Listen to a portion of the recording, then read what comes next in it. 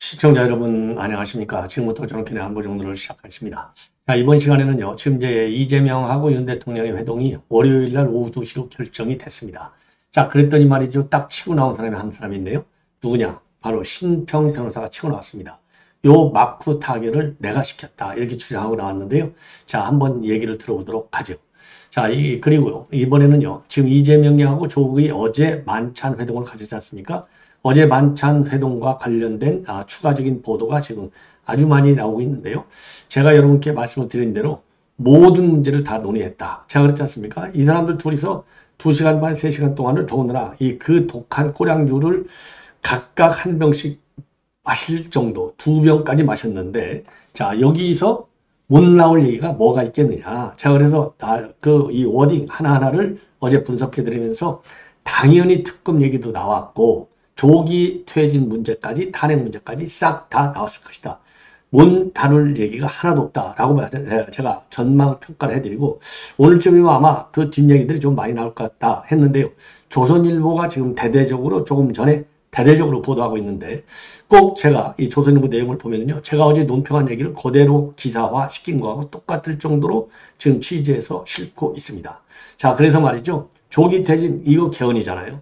개헌 얘기, 차기 대선까지 거론이 됐다는 겁니다. 어마어마한 얘기, 혁명적 얘기를 나눈 거가 되겠어요. 그러니까 이재명이는요, 든든한 겁니다. 조국까지 이렇게 딱 지원하기로 했으니까, 그러니까 의제 이런 거 전혀 중요치 않아요. 바로 그 다음 날, 오늘, 그러니까 전격적으로 최고위에서 뭐든지 다 논의해. 죄송합니다. 무조건 만나면 돼. 이런 얘기를 지금 한 걸로 보입니다. 자, 그래서 요 내용 자세하게 전해드리도록 하겠고요. 그리고 이화영 재판과 관련해서 변호사로 매일같이 검찰을 반박하고 비판하고 있고 회유했다라고 주장하고 있는 김광민, 결국 민주당 내에서도 손절해야 된다, 이런 얘기가 나오고 있고요.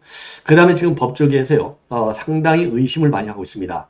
도대체 이 수사검사하고 쌍방울 직원만 왜 고발을 했느냐, 김성태는 왜 빠졌느냐, 그 다음에 또 하나는요, 형집행법만 가지고 왜 걸었느냐 이겁니다. 형법을 가지고 걸었어야지. 그래서 제대로 걸으려면요, 이 모해 위증 교사나 또는 직권남용을 걸었어야 될 것 아니냐. 자, 그래서 단순하게 이 반입을 금지 물품을 갖다가 반입한 거, 요것만 가지고 고발한 걸 볼 때 뭔가 꼼수가 있다. 그래서 그 꼼수 중에 하나는요, 이 모해 위증이라든가 직권남용을 걸 거에는 이재명의 대북 거래, 요 내용도 별도로 또 이게 재판을 받아야 된다 이거죠. 그러면 이재명한테 화근이 된다는 거예요. 그래서 요런 것은 싹 빼고 마지못해서 형집행법 위반만 거는 것이 아니냐, 이런 비판이 나오고 있어요. 그러다 보니까 지금 사안을 더 키웠다. 그래서 김광민이가 무능한 것 아니냐, 이거 빨리 손절하는 게 야권한테도 좋겠다, 이런 지금 보도가 나오고 있습니다. 자, 이 내용도 말씀드리겠고, 그리고 마지막으로 지금 이제 이 장미란 차관, 인기가 좋잖아요. 그래서 장미란, 이분이 인기가 좋은 거야 다 아는 것이고요.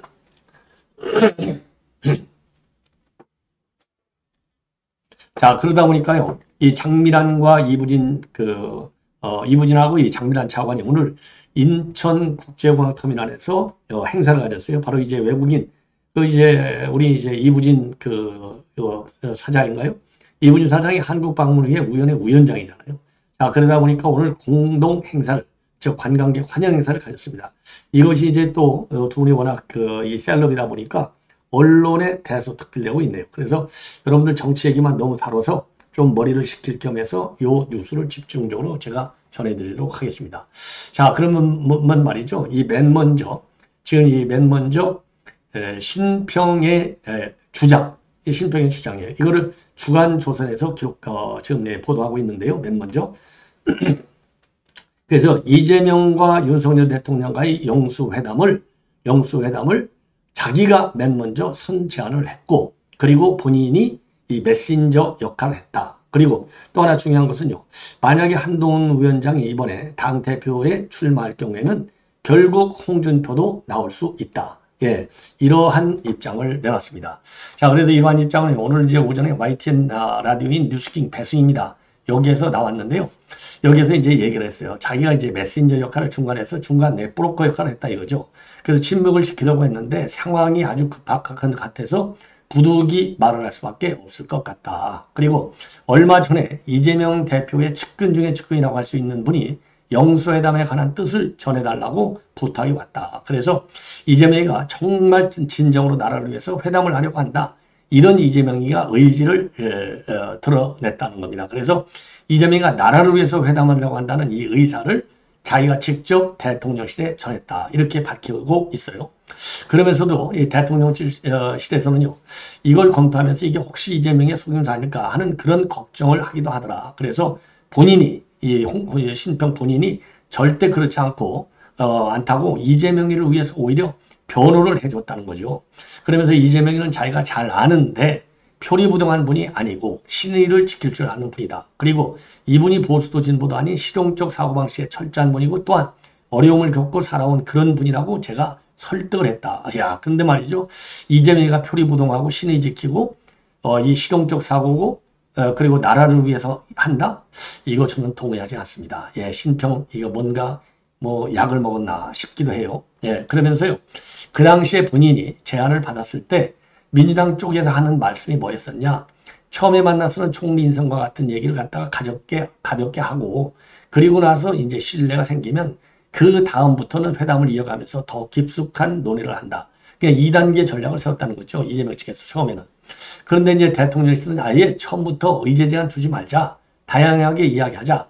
이렇게 의견을 표명하고 있는데 이러한 대통령실 입장이 바로 제가 전해받은 뜻이다. 예. 그런데 지금 민주당 태도를 보면 1차 회담에 온갖 의제를 다 포함시키자고 그런 거 아니냐. 심지어 대통령의 사과 표명까지 의제로 하자. 이렇게 말하는 건데 결국은 그럼 대통령을 이번 한 번에 그냥 항복시키겠다는 것 아니냐.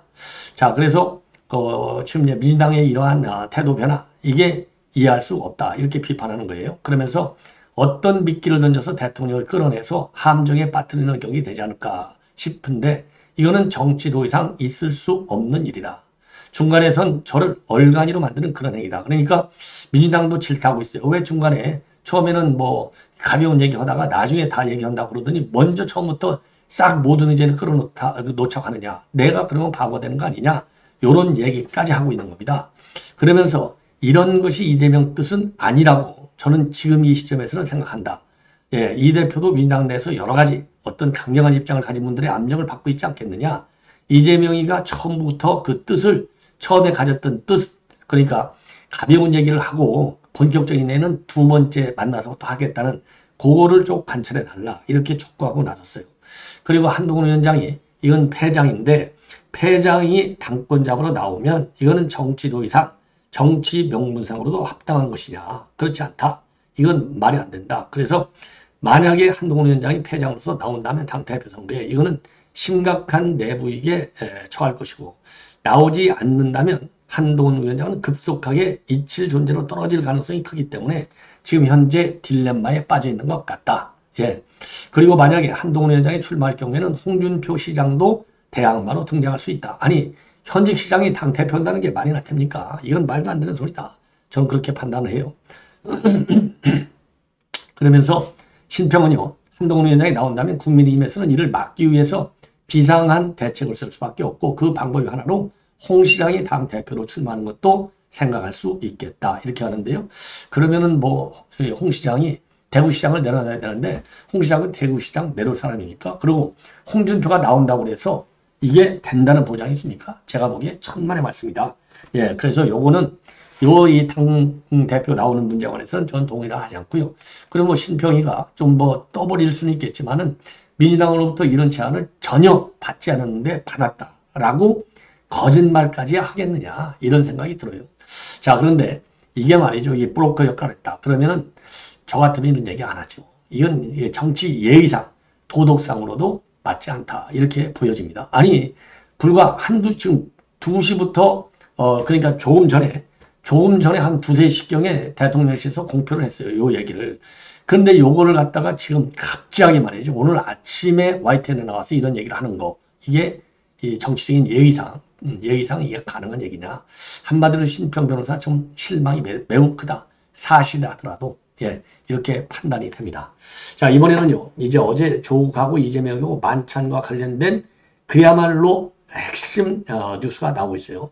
제가 여러분께 어제 이제 그 방송을 할 적에 제가 뭘 가지고 모든 얘기는 다 나왔다. 핵심은 특검 문제. 뭐 특검은 8가지인가 7가지 된다는 거 아니에요. 모든 특검 문제. 그 다음에 개헌 문제. 그 다음에 이제 조기화야 타행 문제까지 다 나왔을 것이다. 왜 이게 이미 뭐 조기가 다 입으로 하고 다닌 얘기예요. 그러니 이 얘기를 안 할 리가 없죠. 더군다나 2시간 반 동안을 갖다가 꼬량주 2병까지 마시면서 얘기했다. 그러면 뭐 심중에 있는 얘기 다 하는 겁니다. 제가 그 얘기를 했잖아요. 그런데 제가 그렇게 논평한 거, 저는 이제 그냥 막연하게 추상적, 이념적, 상념적으로 그렇게 분석한 게 아니고 양쪽에서 발표한 워딩을 근거로 해서 제가 그렇게 분석을 해 드렸어요. 자, 그래서 간략하게 여러분께 리마인드해서 말씀을 드리면 조국 혁신당이 선도적 역할을 해달라. 사회개혁. 사회개혁이라는 게 뭐예요? 윤 대통령 내쫓는 거예요. 탄핵시키는 거. 조기 퇴진을 시키는 거. 이게 사회개혁이라고 보는 겁니다. 말을 사회개혁이라고 보고 예, 포장한 것이고요. 선도적 역할이라고 보는 전면 투쟁에 나서라는 겁니다. 그리고 조국은 수권 정당으로서의 책임과 역할을 해요. 수권 정당은요.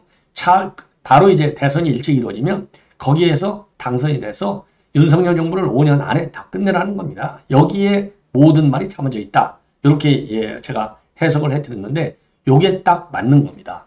자, 그래서 어제만 하더라도요. 그냥 뭐 덕담을 많이 했다. 아이고, 덕담을 무슨 뭐 3시간씩이나 덕담한다는 게 말이나 됩니까? 이 바쁜 사람들이 만나가지고. 자, 그래서 조선일보가 대서 보도를 하고 있는데요. 이번 주 초부터 만남을 거론하기 시작했다고 합니다. 자, 그래서 이재명이가 먼저 전화하고 이제 화답을 해서 말어지게 있는 게 된 것이고, 그리고 이제 그동안의 인연들, 그러니까 성남시장 할 때 이 자문교수에 들어가 있었던 거, 광화문에서 농성할 때 격려했다는 거, 그 다음에 경기지사 할 때 관제 가서 밥 얻어먹었다는 거, 요런 얘기 갖고 이제 분위기를 쫙 잡아가면서 이제 깊숙한 얘기를 했다는 겁니다. 자, 그래서 깊숙한 얘기를 했는데요. 제가 또 말씀드렸잖아요. 윤석열 대통령하고 양자회동, 요거하고 전부 다, 예, 이재명 대표가 양자회동을 대승적으로 수락한 것도 만찬에 영향일 수 있다. 이런 관측이 나왔는데 이게 제가 어제 평가를 한 거지 않습니까? 이게 다 맞물려 있다. 자, 그러니까 이제 이 힘이 나는 거예요. 이재명은 어제 조국하고 전폭적인 지원을 딱 약속받았잖아요. 그게 이제 힘이 나는 것이죠. 자, 그래서 영수회담의 의제, 범야권 연석회의, 특검법 공조, 그 다음에 교섭단체 구성, 현안을 두고서도 허심탄회하게 얘기했었다. 이렇게 지금 야권 관계자들이 얘기하고 있고요. 이런 현안보다도 더 내밀한 얘기를 했다. 요런 그렇게 말을 한다는 겁니다. 그러면 이것보다도 더 내밀한 얘기가 뭐냐? 개헌 얘기를 하는 거예요. 개헌 얘기. 그 이 개헌의 핵심은 뭐냐? 22대 국회에서요. 윤석열 대통령 임기를 단축해서 2026년도 지선하고 대선을 함께 치르는 방안도 거론했다. 자, 그래서 왜냐? 조국이 그동안 내내 3년은 너무 길다. 이렇게 주장해 왔잖아요. 그리고 이준석이도 임기 단축이 필요하다. 이렇게 주장하고 있지 않습니까? 그러니까 이거는 바로 뭐냐? 자기네가 지금 사법 리스크에 걸려 있잖아요. 이준석이, 이재명이, 조국 다 걸려 있잖아요. 그러니까 대법원 3심 판결 가기 전에 대통령을 싹 잘라 내려버리는 겁니다.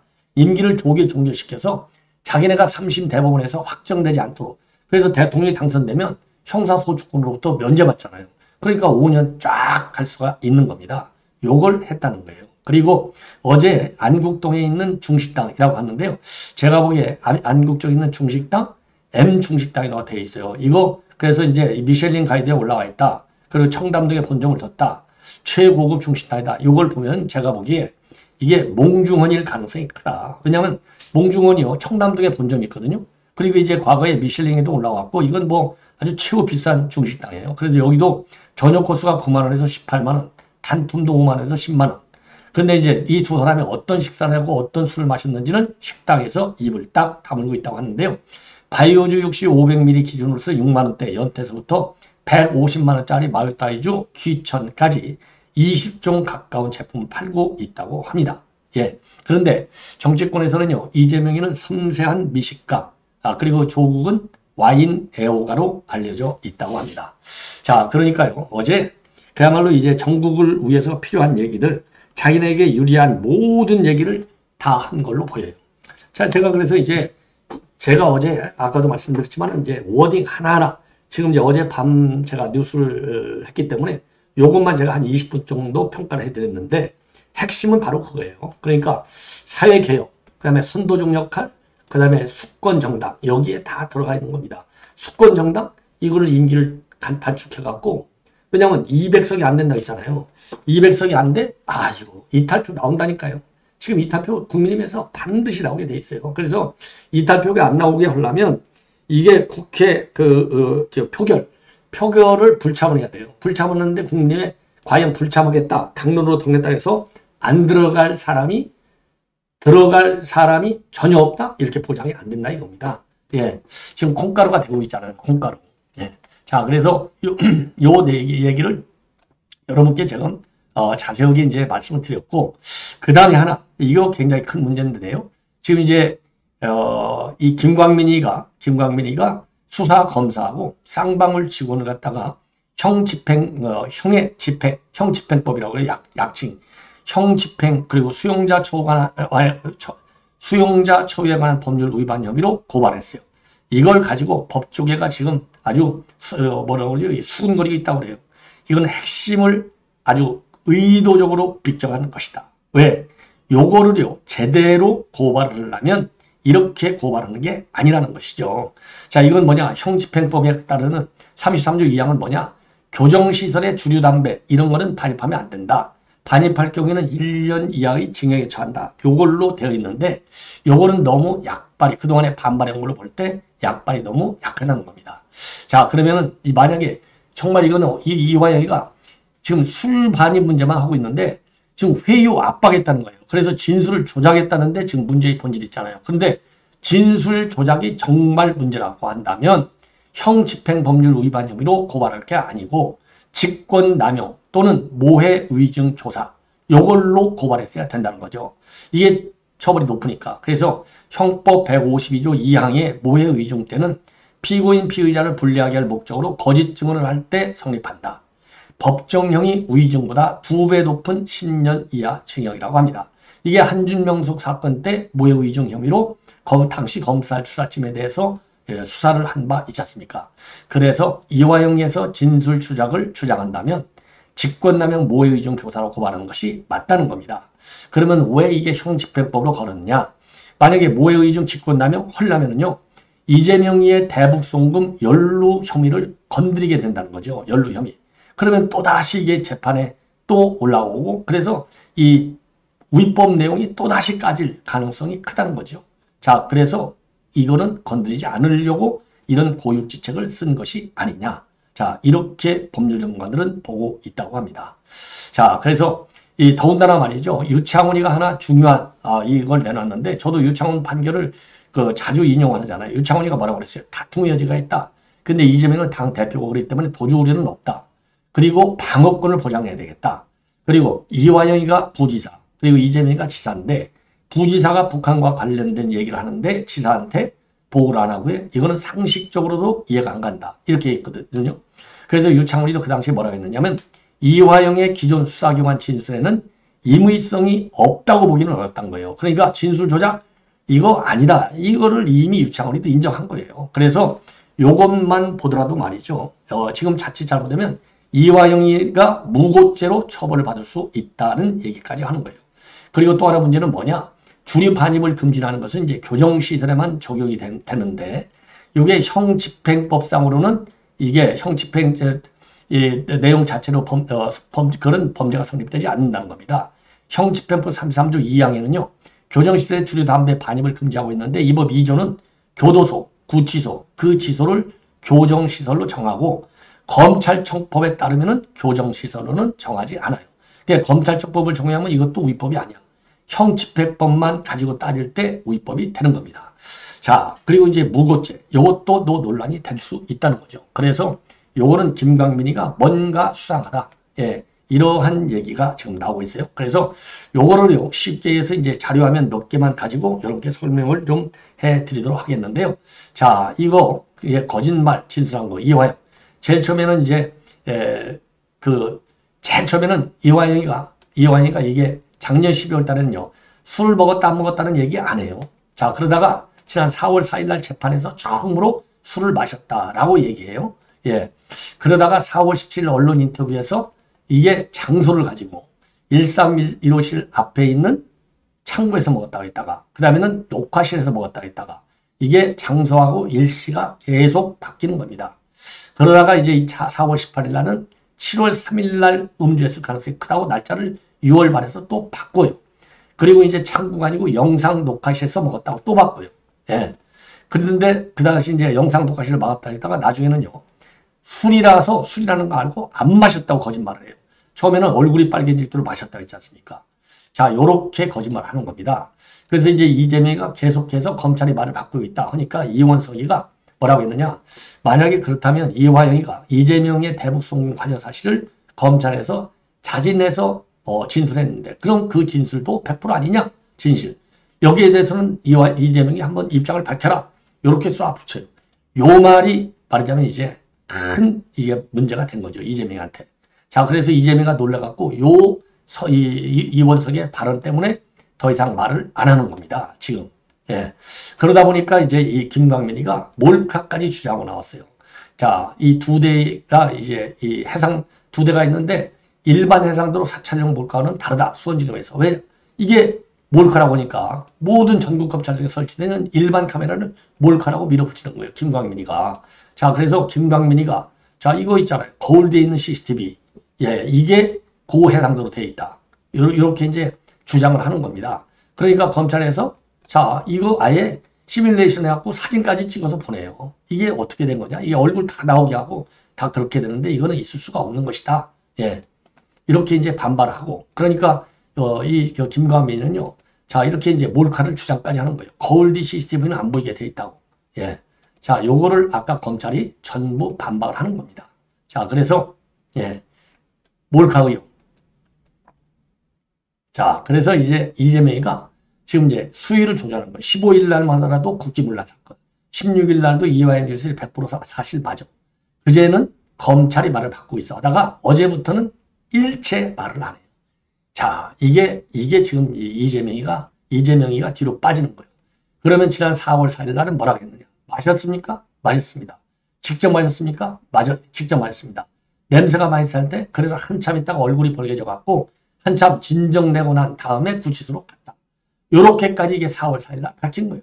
그래서 이게 얼마나 거짓말한 게 명백해졌냐. 그리고 이부진이랑 이 장미란 이 차관이 인천공항에서요. 한국 방문의 위원장이라서 외국인, 우리 한국을 방문하는 외국인 관광객들에게 이 기념 행사를 가졌어요. 자, 그래서 기념 키트도 주고.